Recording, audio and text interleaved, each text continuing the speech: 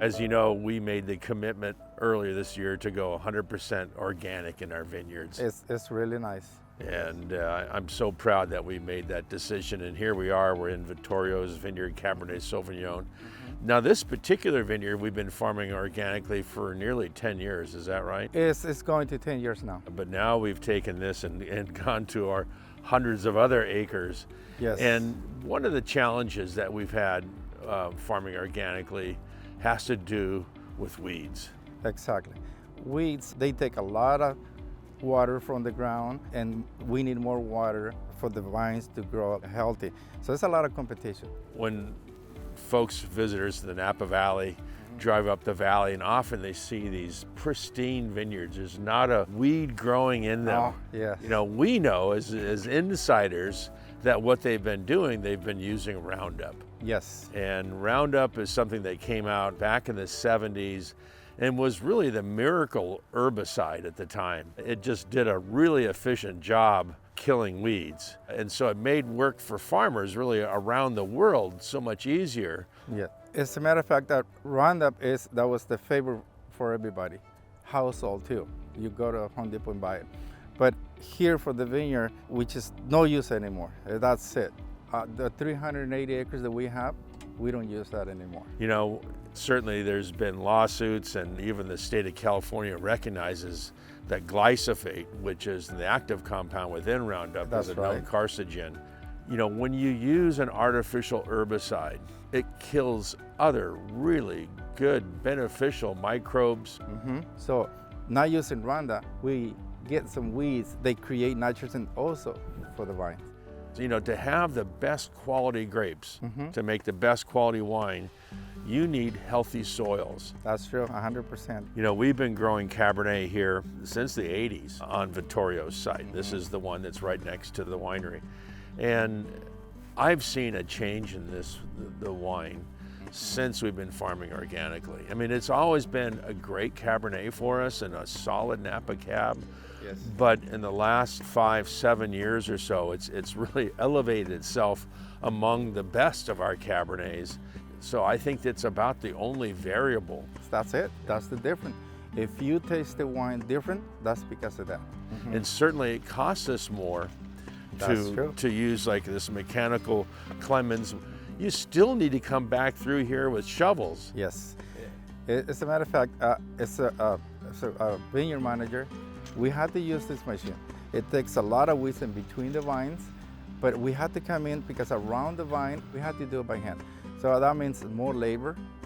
We had to have people with shovels or weed eaters in order for us to clean around the vine.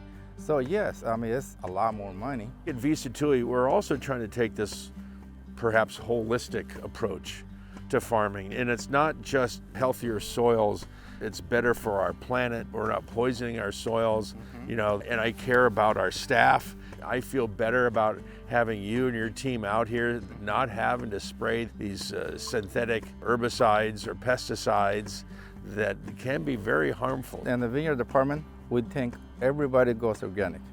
Because now we're free to sit down here, have our lunch, and not worry about contamination here. So I'm proud of Sattui going organic, and other people that are going to too. That's great. That's for us in the vineyard, we're just perfect. And I'm not exaggerating.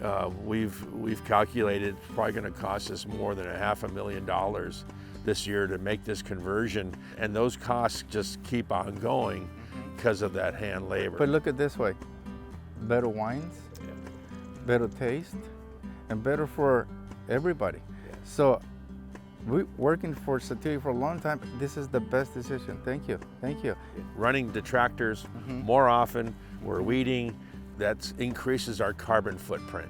Yes. And so here we are trying to do right by our soil, right by our planet, and then to do that, we have to burn more diesel fuel. Exactly. We have a solution. Let's go look at it. All right, all right.